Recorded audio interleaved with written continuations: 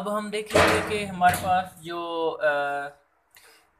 Linear differential equation है उसका solution find करने के हमने डिफरेंट मेथड्स देखे। अब हम उसके लिए एक मेथड देखने के लिए क्या करेंगे, रोन्स्कियन हमारे पास क्या होगा और इसको हम किस तरह फाइंड करेंगे और बाद में इसको हम फार्मूला में यूज़ करेंगे। तो इसलिए हम पहले इसको देखते हैं कि रोन्स्कियन हमारे पास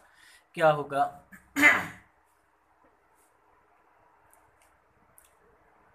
अगर हमारे पास कोई दो फंक्शन हो, कौन कौन से फंक्शन अगर मैं नाम दूं, एक मेरे पास क्या हो y1 हो और दूसरा क्या हो y2 हो। कोई सोल्यूशन हम अगर ले लेते हैं, दो सोल्यूशन हमें मिल गया कि मैं एक लेता हूँ डिफरेंशियल इक्वेशन है। इसको अगर मैं लिखूँ इफ़ y1 y2, अगर हमारे पास y1 एंड y2 आर वो क्या है हमारे पास टू डिफरेंशियल, अगर मैं इसको लिखूँ टू डिफरेंशियल। अब हम देखते हैं कि हमारे पास रोन्स्कियन होता क्या है फंक्शन। अब जो पहला फंक्शन है वो भी एक्स वेरिएबल का है और दूसरा फंक्शन वो भी किस वेरिएबल का है, एक्स वेरिएबल का है। और ये किस पे डिफाइन है, एक मैं अगर इंटरवल ऑफ डेफिनेशन कर लेता हूँ ए और ये क्या हो गया मेरे पास बी हो गया, इस पे डिफाइन है। तो इनका जो रोन्स्कियन है इसको W से शो करेंगे और इसको लिखेंगे क्या, W of y1 y2 is equal to हमारे पास क्या होगा, इसको हम लिखेंगे W। अब इसमें अगर हमारे पास ये क्या है, दो ये फंक्शन इन्वॉल्व हो रहे हैं, कोई दो हमें जो सोल्यूशन डिफरेंशियल इक्वेशन के दो मिले हैं तो उनका रोन्स्कियन क्या होगा। और अगर कोई हमें कि थर्ड ऑर्डर की डिफरेंशियल इक्वेशन आ जाती है तो उसके सोल्यूशन तो हमें तीन मिलेंगे, तो उनका रोन्स्कियन क्या होगा। अब दो के केस में हमारे पास क्या होगा, W ऑफ हम क्या लिखेंगे इसको y1 वाव क्या होगा y2 होगा। अब इसको हम कैलकुलेट करते हैं तो हमारे पास ये क्या होगा इज इक्वल टू, पहले मैं इसको इस फॉर्म में लिखता हूँ, पहले हम क्या लिखेंगे y1, ये हो गया हमारे पास,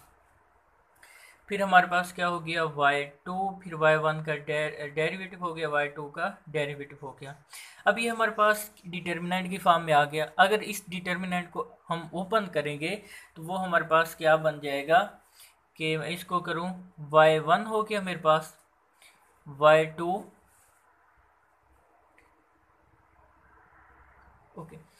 y1 हो गया, y2 डैश हो गया मेरे पास, माइनस डिटर्मिनेंट का माइनस, और ये हमारे पास क्या होगा y1 डैश और ये क्या हो गया y2। तो ये इस फार्मूले को हम क्या कहते हैं, रोन्स्कियन बोलते हैं। अगर हमें कहा जाए कि हमारे पास third order linear differential equation कोई है उसका रोन्स्कियन फाइंड करना, तो सिंपली क्या हो जाएगा हमारे पास W इज इक्वल टू, उसमें तीन सोल्यूशन हमारे पास होंगे, मतलब कि मैं लिखूं अगर y1 y2 और y3, ये तीन सोल्यूशन इनका रोन्स्कियन अगर मैं डायरेक्ट लिखूं तो क्या हो जाएगा हमारे पास y1 y2 हो गया,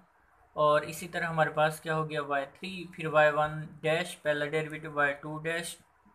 y3 फर्स्ट डेरिवेटिव, और इसी तरह हमारे पास y1 double derivative, y2 double derivative और y3 डबल डेरिवेटिव। इसको हम क्या बोलेंगे,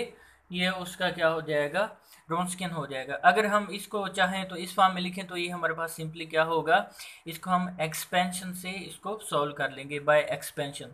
तो हमारे पास इसी तरह की फॉर्म में बन जाएगा। तो इस सूरत में हम इधर जो है यूज़ जो करेंगे वो हमारे पास ये ऊपर वाला केस होगा पहले वाला, क्योंकि हमारे पास जो हमने हल करना है वो हमारे पास क्या होगी, second order linear differential equation को हमने हल करना है। ओके, ये तो हमारे पास था रोन्स्कियन। इसके बाद हम एक दो थ्योरम रिजल्ट देखते हैं, फिर हम क्वेश्चन पे आते हैं। ओके, अब पहले थ्योरम पे या पहले रिजल्ट पे हमारे पास आ जाते हैं सिंपली, कि अगर हम वही लिखें कि लेट हमारे पास जो है y1 और y2 वो क्या है, सोल्यूशन है किसके, जो हमारे पास second order linear differential equation दी थी dx² प्लस हमारे पास क्या था p ऑफ dy ओवर क्या था dx था हमारे पास, और प्लस क्या था q of y is equal to 0। अगर ये इसके सोल्यूशन है तो हमारे पास जो रोन्स्कियन है इन सोल्यूशन का, मतलब ये और ये इसका, या तो ये इज इक्वल टू 0 होगा either Wronskian of this two solution is equal to 0, और हमारे पास क्या होगा, इनका रोन्स्कियन क्या होगा, नॉन ज़ीरो होगा। तो सिंपली हमारे पास ये दो पॉसिबिलिटी हैं कि इसका या तो रोन्स्कियन 0 होगा या तो नॉन ज़ीरो होगा। अब ज़ीरो होगा और नॉन ज़ीरो होगा, इस केस को हमने क्यों डील किया है, क्योंकि हमें एक मिलेगा लीनियर इंडिपेंडेंट केस और एक क्या हमें मिलेगा, लीनियर डिपेंडेंट केस मिलेगा। अब मैं अगर इसको लिखूं पहला केस, या ये हमारे पास थ्योरम ही होगा कि अगर मेरे पास ये सारा कुछ ऐसे ही होगा, y1 और y2 अगर इस इक्वेशन के second order linear differential equation के सोल्यूशन हो, तो हमारे पास अगर मैं लिखूं if Wronskian of y1 y2, अगर तो ये मेरे पास इनका जो Wronskian है ज़ीरो हो, तो क्या इम्प्लाइज करेगा कि जो हमारे पास सोल्यूशन है y1 y2, क्या मैं अगर लिखूँगा इनको आर इंडिपेंडेंट सोल्यूशन होंगे, ये इंडिपेंडेंट होंगे। और अगर इसको मैं इस तरह कर दूं इफ़ एंड ओनली इफ़ की फॉर्म में, अगर ये ज़ीरो है तो हमारे पास सोल्यूशन इंडिपेंडेंट होंगे, लीनियरली इंडिपेंडेंट है। अगर हम इसको कह दें कि हमारे पास सोल्यूशन इसके क्या होंगे, लीनियरली इंडिपेंडेंट हो गया। और अगर हमारे पास ये सोल्यूशन लीनियरली इंडिपेंडेंट है तो ये हमारे पास क्या होगा। अब अगर हमारे पास इनका जो Wronskian है, दूसरी कंडीशन क्या होगी, या तो हमें पता था या तो ज़ीरो होगा या तो हमारे पास क्या होगा, नॉन ज़ीरो होगा। अगर इनका Wronskian जो है वो हमारे पास क्या हो, नॉन ज़ीरो हो, तो वो हमारे पास डेफिनेटली क्या हो जाएंगे, ये इम्प्लाई क्या करेगा कि हमारे पास जो y1 और y2 हैं वो क्या हैं, आर लीनियरली, हम क्या लिखेंगे, लीनियरली डिपेंडेंट होंगे। और ये भी केस हमारे पास किस फॉर्म में होगा, इफ़ एंड ओनली इफ़ की फॉर्म में, कि अगर हमारे पास ये ज़ीरो नहीं है तो ये इसके इम्प्लाइज करेगा, और अगर ये लीनियरली इंडिपेंडेंट हैं तो हमारे पास इनका जो Wronskian है वो क्या हो जाएगा, डेफिनेटली नॉन ज़ीरो होगा। और इस रिज़ल्ट को आगे हम जब क्वेश्चन सॉल्व करेंगे तो हमें पता चलेगा कि Wronskian से इनका रिलेशन कैसे बनाया जाता है, या इन सोल्यूशन अगर दिए हैं तो उनसे Wronskian का रिलेशन हम किस तरह बना सकते हैं। तो आगे हम इसके कुछ क्वेश्चन करते हैं, और एक और मेथड हम देखते हैं कि वेरिएशन ऑफ पैरामीटर हमारे पास क्या। ओके, अब हम जो हमारे पास एक मेथड है इस इक्वेशन को, linear differential equation of second order को हल करने के लिए, उसको हम क्या बोलते हैं, लीनियर डिफरेंशियल इक्वेशन। फर्ज करें हमें लीनियर डिफरेंशियल इक्वेशन क्या दी होती है, डी स्क्वायर वाई और डी एक्स का स्क्वायर ये दिया होता है, प्लस में क्या होता है हमारे पास पी डी वाई और क्या होता है डी एक्स होता है, और प्लस में हमारे पास क्या होता है क्यू होता है, और वाई वेरिएबल है तो Q of Y is equal क्या होगा, एफ ऑफ एक्स। ये हमें क्वेश्चन दिया है या कोई इक्वेशन दिया है। सबसे पहले हम इसकी क्या लिखेंगे, होमोजीनियस फॉर्म लिखेंगे, क्या होगा डी स्क्वायर वाई और क्या होगा हमारे पास डी एक्स स्क्वायर होगा, प्लस क्या होगा हमारे पास पी डी वाई ओवर क्या होगा हमारे पास डी एक्स होगा, प्लस क्या होगा q of Y is equal क्या हो गया, ज़ीरो हो गया। अब हमारे पास ये जो होमोजीनियस इक्वेशन बन गई, हम इसका क्या फाइंड करेंगे, वाई सी फाइंड करेंगे, कि अगर हमारे पास y is equal to y1 of x, एक ये सोल्यूशन आ गया, या तो ये दिए होंगे या इनमें से एक दिया होगा, दूसरे को हम फाइंड कर लेंगे, और दूसरा सोल्यूशन मेरे पास है y2 ऑफ x, ये सोल्यूशन आ गए। जब दो सोल्यूशन हमें इसके मिल जाते हैं तो हम क्या लिखते हैं, y of c, complementary function क्या होता है इसका, c1 y1 ऑफ x हो गया, प्लस हमारे पास क्या हो जाएगा c2 y2 ऑफ क्या हो गया x, हमारे पास ये इसका क्या आ गया y ऑफ c हमें मिल गया। अब हमने फाइंड क्या करना है, इसका y of p particular integral हमने फाइंड करना है। तो उसके लिए हम सिंपली जो c1 है इसको किसी ना किसी पैरामीटर से, वेरिएशन ऑफ पैरामीटर, यही इसका मतलब है कि कोई हमने u1 ऑफ x ले लिया और c2 की जगह पे हमने कोई u2 ऑफ x ले लिया, सिंपली हम इनकी वैल्यू फाइंड कर लेंगे तो हमारे पास जो आंसर है वो क्या आ जाएगा, y ऑफ p आ जाएगा। मतलब y ऑफ p मेरे पास क्या होगा, u1 of x y1 of x हो गया, प्लस में क्या होगा u2 ऑफ x होगा, फिर क्या होगा y2 ऑफ क्या हो गया हमारे पास x होगा। सिंपली हमारे पास ये जो है वो y ऑफ क्या होगा, p होगा, मतलब क्या होगा, पार्टिकुलर इंटेग्रल होगा। अब हम इस y ऑफ p को किस तरह फाइंड करेंगे, तो सिंपली उसके लिए हमें क्या फाइंड करना पड़ेगा, u ऑफ 1 हमारे पास क्या होगा और u ऑफ 2 ऑफ x। तो इसके लिए हमें एक मेथड को फॉलो करना पड़ेगा, लेकिन हम डायरेक्ट इसका फार्मूला देखते हैं कि u ऑफ 1 ऑफ x का फार्मूला हम इसको बनाएंगे नहीं, कैसे हम इसका बनाते हैं फार्मूला, हम डायरेक्ट उसका फार्मूला यूज़ करेंगे। तो u1 ऑफ x का हमारे पास फार्मूला क्या होगा और u2 ऑफ x का फार्मूला हमारे पास क्या होगा। इसमें सिंपली हम जो हमारे पास है रोन्सकियन उसको यूज़ करेंगे। तो अगर मैं लिखूं कि जो मेरे पास है u1 ऑफ, अगर मैं लिखूं, एक मिनट, ओके, अब हमने u1 ऑफ x का फार्मूला कन्फर्म करेंगे, तो वो हमारे पास क्या है, u1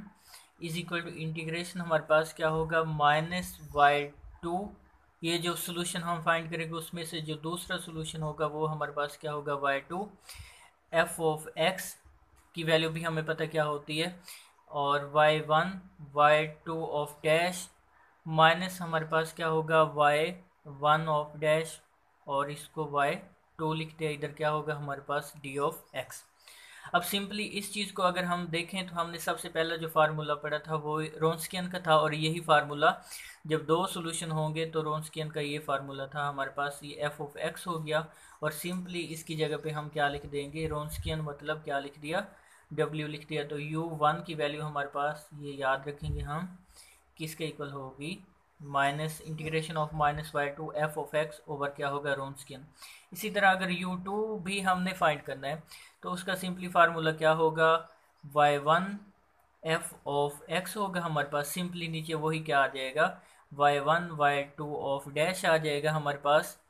और माइनस क्या होगा y1 डैश और y2 हो गया, इधर क्या आ गया dx। अब इस चीज़ को जो हमारे पास है u2 इज इक्वल टू क्या हो गया, इस चीज़ को हम क्या रोन्सकियन का नाम देते थे, तो इसको रोन्सकियन की फॉर्म में अगर हमने लिखा तो ये हमारे पास नीचे क्या आ जाएगा, सिंपली w आ जाएगा। तो ये हमारे पास d ऑफ क्या हो गया x। ये हमारे पास जब u1 और u2 की वैल्यू आ जाएगी तो सिंपली हम इसको yp की जगह पे इसमें पुट कर देंगे, तो वो हमारे पास क्या आ जाएगा, yp आ जाएगा। तो एंड पे हम क्या लिखेंगे, जो जनरल सोल्यूशन होता है हमारे पास वो क्या होता है, y of c plus y of p। तो ये हमारे पास इस तरह जो क्वेश्चन है वो क्या आ जाएगा, कंप्लीट हो जाएगा। तो आगे हम इसको एग्जांपल से शो करते हैं कि हमारे पास ये वेरिएशन पैरामीटर से हम किस तरह क्वेश्चन को हल करेंगे। ओके, अब हम एक एग्जांपल पे आते हैं कि अगर हमारे पास क्या दिया हो, second order linear differential d square y over हमारे पास क्या दिया है, डी एक्स स्क्वायर दिया है, -2 dy ओवर क्या दिया है हमारे पास, dx दिया है, प्लस क्या है y is equal to x e raise to the power x, और क्या है लॉग नेचुरल x है। इसका हमने सोल्यूशन फाइंड करना है। तो सिंपली हमारे पास जो इसका पहले फाइंड करेंगे y ऑफ c क्या होगा, इसको लिखें डी स्क्वायर माइनस क्या है हमारे पास 2d प्लस 1 है इज इक्वल टू 0। ये हमारे पास क्या होगी, ऑक्सिलरी इक्वेशन हो गई। ये पीछे हमने देखा था इसको हम किस तरह फाइंड करते हैं, इसको करेक्टरिस्टिक्स इक्वेशन भी हम बोलते हैं। तो इसको सिंपली फैक्टराइजेशन कर लेंगे तो एक हमारे पास क्वेश्चन जो है d की वैल्यू क्या आएगी, 1 आएगी, और दूसरी भी हमारे पास 1 ही आएगी। तो ये हमारे पास इस तरह हमने इसको अगर फैक्टराइजेशन करें तो x square minus 2x plus 1 is equal to 0 x square, और मेरे पास क्या होगा, ये अगर माइनस का x लूँ और ये माइनस का x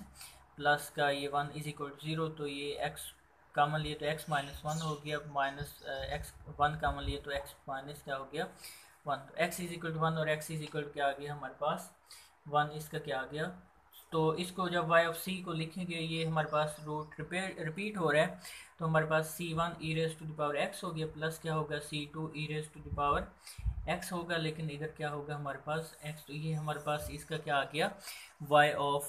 c का आंसर। तो सिंपली हमने क्या देखा था कि y ऑफ p हमारे पास क्या होगा, u1 ऑफ x होगा, e raise to the power x होगा, c1 को हमने u1 ऑफ x से मल्टीप्लाई कर दिया, रिप्लेस कर दिया, ये क्या होगा u2 of x e raise to the power x, और ये क्या हो जाएगा x। मतलब मैं इसको अगर x पैरामीटर को ना लिखूं तो u1 e raise to the power x plus क्या होगा u2 x होगा, और u2 ऑफ x नहीं होगा, u2 x होगा, और ई रेज टू द पावर क्या होगा एक्स। तो हमने u1 फाइंड करना है और u2 फाइंड करना है, तो सिंपली हमारे पास u1 और u2 फाइंड करने के लिए क्या फार्मूला था, ये u1 के लिए और ये क्या है u2 के लिए। इसमें सिंपली हमें किसकी ज़रूरत पड़ेगी, रॉन्सकियन की। तो रॉन्सकियन हम निकाल लेते हैं इसका कि उसका जो हमारे पास रॉन्सकियन है वो क्या होगा। तो इस तरह हमें इसका जो आंसर है वो फाइंड कर लेंगे इसका।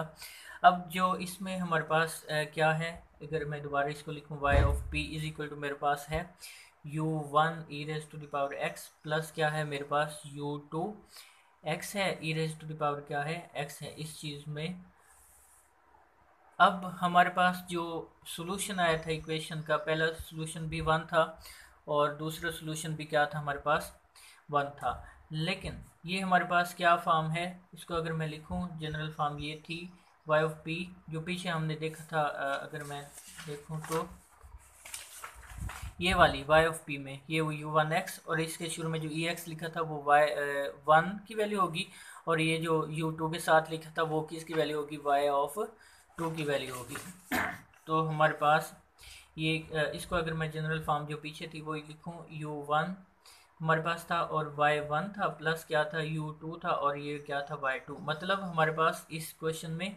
जो y1 है वो किसके इक्वल है, e raise to the power x के इक्वल है और जो y2 है वो इज इक्वल टू हमारे पास x e raise to the power क्या है x है। और रॉन्सकियन हमारे पास क्या होता है, सिंपली अगर मैं लिखूँ y1 और y2 का जो रॉन्सकियन है वो हमारे पास क्या होता है y1 होता है, y2 होता है, y1 डैश होता है और ये y2 डैश होता है। इसको अगर मैं ओपन करूँ तो y1 y2 डैश हो गया माइनस क्या हो गया हमारे पास y1 डैश हो गया और ये क्या हो गया y2 हो गया। अब y1 की वैल्यू कितनी है हमारे पास, e raise to the power x है, y2 डैश की वैल्यू कितनी होगी, ये y2 है। तो y2 इज इक्वल क्या है x e raise to the power x है और y2 डैश अगर फाइंड करना है तो ये क्या होगा x e raise to the power x plus 1 और e raise to the power x। तो ये सिंपली मेरे पास क्या हो जाएगा x e raise to the power x plus क्या हो जाएगा e raise to the power x। तो इसकी वैल्यू अगर मैं इधर लिखूं तो क्या होगा x e raise to the power x plus क्या होगा e raise to the power x minus y1 dash मेरे पास p e x होगा और y2 मेरे पास कितना है x e raise to the power क्या है x है। तो सिंपली अगर मैं ये बताऊं कि मेरे पास जो रॉन्सकियन का जवाब आया है वो क्या होगा, इसको अगर हम ओपन कर लें तो e raise to the power 2x ये x हो गया plus e raise to the power 2x हो गया minus e raise to the power 2x x हो गया, ये इससे कैंसिल। तो रॉन्सकियन का जवाब हमारे पास सिंपली अगर इधर लिख लें तो क्या आएगा, e raise to the power 2x आएगा। ओके, अब सिंपली हमने देखा था कि जो हमारे पास u1 का ये फार्मूला था और ये क्या था u2 का फार्मूला, इसको अगर हम यूज़ करें तो सिंपली हमने फाइंड क्या करना है, u1 ही फाइंड करना है असल में। तो मेरे पास जो u1 है वो इज इक्वल क्या हो जाएगा, u1 का फार्मूला हमारे पास था इंटीग्रेशन माइनस y2 था और क्या था हमारे पास माइनस y2 था, f ऑफ क्या था x था और नीचे हमारे पास क्या था रॉन्सकियन था और ये क्या था d ऑफ x था। अब ये मेरे पास y2 का जवाब हमारे पास कितना था माइनस ये माइनस आ गया, इसका जवाब y2 का था x e raise to the power x था और f ऑफ x की वैल्यू हमारे पास क्या थी, जब क्वेश्चन हमने देखा था तो हमारे पास क्वेश्चन था ओके क्वेश्चन में हमारे पास जो f ऑफ x था वो हमारे पास क्या था x e raise to the power x और क्या था लॉग नेचुरल x था और रॉन्सकियन हमारे पास अभी हमने निकाला था e raise to the power 2x आया और ये क्या हो गया d ऑफ x हो गया। ये हमारे पास क्या हो गया u1। इसी तरह अगर मैं लिखूँ u2 क्या होगा मेरे पास इंटीग्रेशन ऑफ ये y1 होता है, इसको फार्मूला अगर लिखें f ऑफ x ओवर हमारे पास क्या होता है रॉन्सकियन होता है और ये क्या होता है d ऑफ x होता है। इसको अगर मैं लिखूँ तो integration of y1 is equal to मेरे पास कितना था e raise to the power x था, f ऑफ x की वैल्यू जो ऊपर हमने लिखी है वही होगी log natural x over Wronskian e raise to the power कितना है हमारे पास 2x और ये क्या हो गया dx हो गया। अब इस ऊपर वाले को अगर हम सॉल्व करें तो हमारे पास ये सिंपली क्या रह जाएगा कि इसमें e raise to the power x e raise to the power x ये हमारे पास कैंसिल हो गया, ये सिंपली हमारे पास क्या रह गया माइनस एक्स स्क्र और ये लॉग नेचुरल x माइनस बाहर लिखा एक्स स्क्र हो गया और ये क्या हो गया लॉग नेचुरल एक्स आगे क्या आ गया हमारे पास, डी ऑफ क्या आ गया, एक्स आ गया। अब इसको अगर हम सॉल्व करेंगे तो हमारे पास, इसको हम करेंगे इंटीग्रेशन बाय पार्ट्स से, तो इंटीग्रेशन ऑफ पार्ट्स को हम 2 टाइम अप्लाई करेंगे। सिंपली मैं लिख देता हूँ, इंटीग्रेशन ऑफ पार्ट्स का फार्मूला क्या होता है, first function as it, integration of क्या होता है हमारे पास, सेकंड फंक्शन माइनस क्या होगा, जो इंटीग्रेशन है फर्स्ट फंक्शन का क्या होगा, derivative integration of second function होगा, और ये क्या होगा, डेरिवेशन। अगर हमारे पास ये इस तरह 2 फंक्शन हो, उनकी हमने क्या लेनी हो, इंटीग्रेशन लेनी हो, ये हो गया। इसमें हम फर्स्ट फंक्शन जो है उसको लेंगे, जो हमारे पास है लॉग नेचुरल एक्स है, इसको हम फर्स्ट फंक्शन ले लेंगे, और इसको क्या ले लेंगे, सेकंड फंक्शन। तो ओवरऑल मैं इसको अगर लिखूं तो मेरे पास जवाब कितना आ रहा है, एक्स 3 ओवर क्या है 9 है, माइनस क्या है एक्स 3 ओवर क्या बनेगा 3 लॉग नेचुरल क्या होगा एक्स होगा। अगर इसको कैलकुलेट करना है तो इसको कर लेते हैं कैलकुलेट, कैसे हमारे पास ये इसका आंसर आया है कि इसको मैं अगर लिखूं इंटीग्रेशन में, ये फार्मूला लगा दें, ऊपर ही लिख लेते हैं, ये लॉग नेचुरल हमारे पास क्या आ गया, एक्स आ गया, इसकी इंटीग्रेशन क्या होगी, एक्स 3 ओवर क्या होगी 3 माइनस ये इंटीग्रेशन लिखा फर्स्ट फंक्शन के डेरिवेटिव लॉग नेचुरल एक्स की जो हमारे पास डेरिवेशन है वो क्या होगी हमारे पास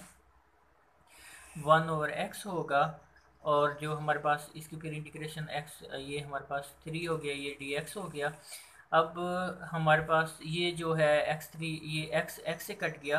और ये 1 ओवर 3 बाहर आ जाएगा, मतलब क्या होगा लॉग नेचुरल x 3 ओवर क्या हो गया 3 माइनस 1 ओवर 3 बाहर आ गया, अंदर सिंपली क्या रह गया x square D x square का हमने इंटीग्रेशन ले लिया, तो लॉग नेचुरल x 3 ओवर क्या हो गया 3